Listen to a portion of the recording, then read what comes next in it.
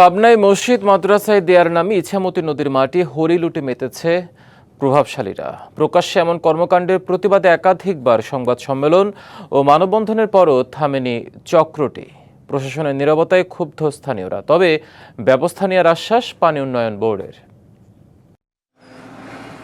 পাবনা শহরের বুক চিরে বয়ে চলা ইছামতি নদী পুনরুদ্ধারে 2024 সালে শুরু হয় খনন কাজ।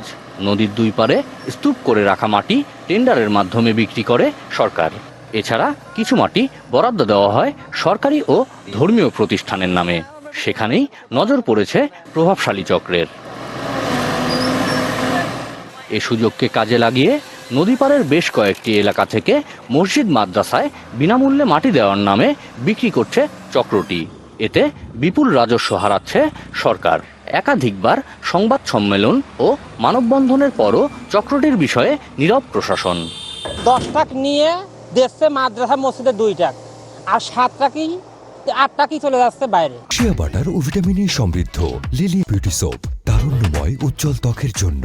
রিমার্ক, আমাদের জমির পর মাটি পড়ছে, সেই মাটি এখন নিয়ে চলে যাচ্ছে, নিয়ে যায় মসজিদ মাদ্রাসার কথা কয়ে মনে করেন যে মাটিটা বিক্রি হচ্ছে। অন্যত্র মাটি বিক্রির কথা স্বীকার করেছে মাটি বহনকারী ট্রাকের চালক। তবে নিয়ম মেনেই মাটি অন্যত্র নেওয়া হচ্ছে বলে দাবি তাদের। আমরা মাটি দিলে মাথা বিশেষের প্রজেক্টে আমি এক আদে নিয়ে আসছি, তার তো কোনো মানে নাই। এখানে হাজার হাজার গাড়ি, আপনি 10 মিনিট এখানে খারান দেখেন গাড়ি আসতে। আমাদের মসজিদের মাদ্রাসাদের প্রজেক্টের মধ্যে রোড আছে, যারা চলাফেরা করবে, সেই জায়গায় বিক্রি। আমরা তো আর অন্য জায়গায় বিক্রি করতেছি না, তাই না? এদিকে দ্রুত ব্যবস্থা নেওয়ার আশ্বাস পানি উন্নয়ন বোর্ডের।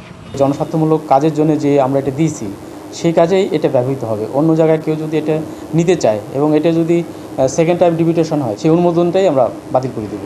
সরকারি মাটি লুট বন্ধ করতে জড়িতদের বিরুদ্ধে আইনি ব্যবস্থা নেওয়ার দাবি স্থানীয়দের। Partha Hasan, DBC news, Pabna.